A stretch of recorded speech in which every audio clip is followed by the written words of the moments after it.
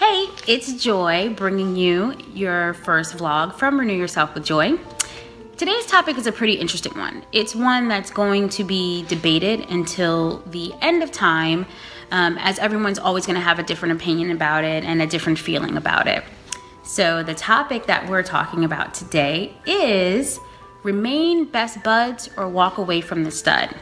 What we want to know is, should you remain friends with your ex? So let's get into it. What I did to really get into this topic is I polled a large group of people and posed the question to them, what do you think about remaining in a relationship with your ex? Is it a no-go? Is it something that you think you can survive, that your current relationship can survive? Is it healthy or is it not? I got some interesting responses, and that's something that I wanted to share with you. So one of the first quotes that I got back was, yes, it's possible. The key word is possible. Once both parties know that the ship for them has sailed and is respectful towards the new partners in their ex's life, then it's all good. So this sounds to me a little bit like yes, but. Okay, so yeah, we can go ahead and we continue to have this friendship that we're having as long as we're both on the same page, as long as we both have an understanding about where we are in life. I have a new partner. I have boundaries around that. I need respect around that. If you're able to do that, and I'm able to do that with your current situation, then we can continue to be friends. What would even be the reason that people continue to be friends with an ex? It's possible that that person is really a good person. Maybe they're not a good husband, or maybe they're not a good wife. Maybe they're not a good boyfriend or girlfriend, but when you met them, maybe they were as funny as all get up, and they're still funny, even though they used to irritate you and leave their socks around. When you guys are separate, you're able to kind of like dust off that chrome and see the shininess that happened in the beginning.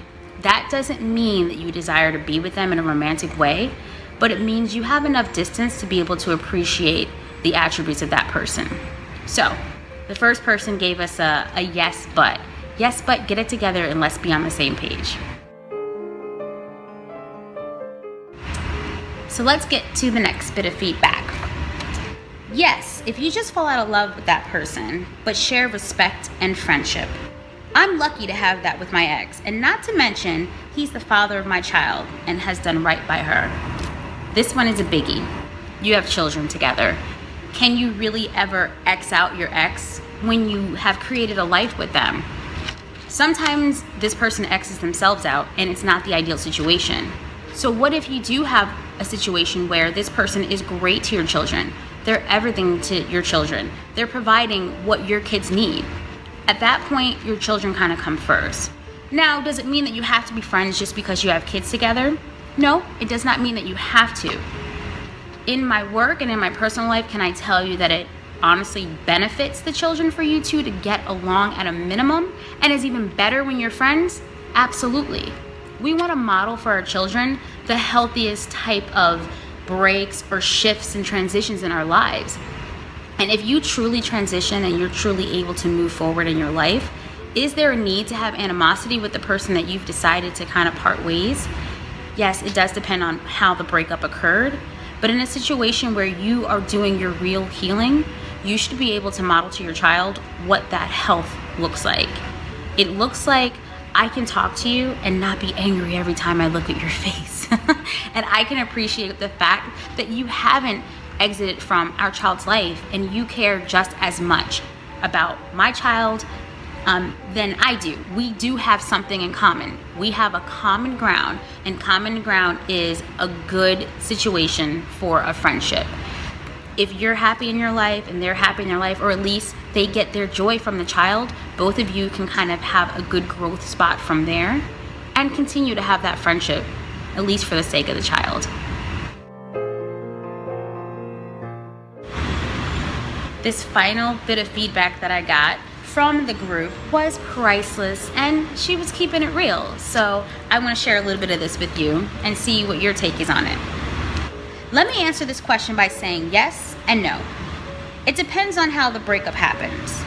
Now, if you have a clean breakup where both of you fell out of love, but love one another with clear respect, then yes. But come on, How often does that actually happen? I don't mean yes in where you're visiting them, calling, and hanging out with them.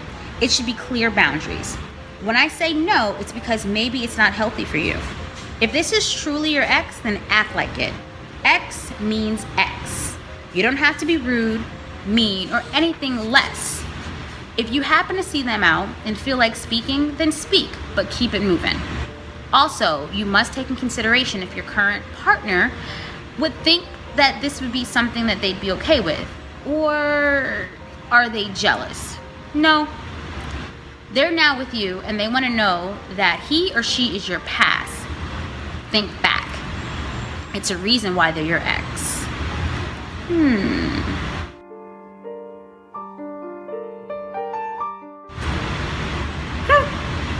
So what this last one sounds like to me is, tell him boy bye, boy bye.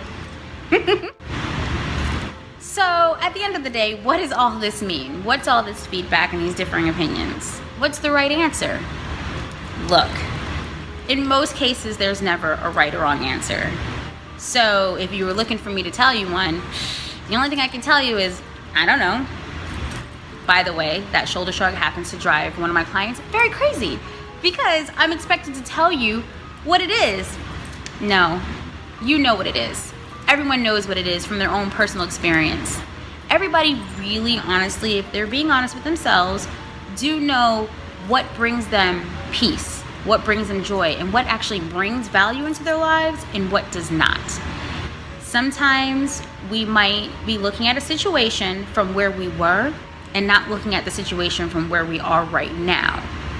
I say make whatever choices you need to make in order to have peace, joy, happiness in your life, okay? But when you're making these decisions, make sure that they're informed.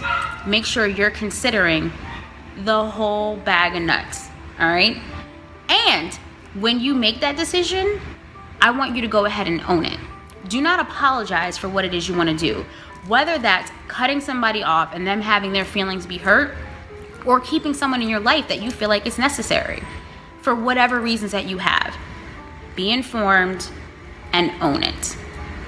We all have the ability to create our own story. And what I want you to remember is when you're creating your own story and you're making your choices, always, at the end of the day, choose joy.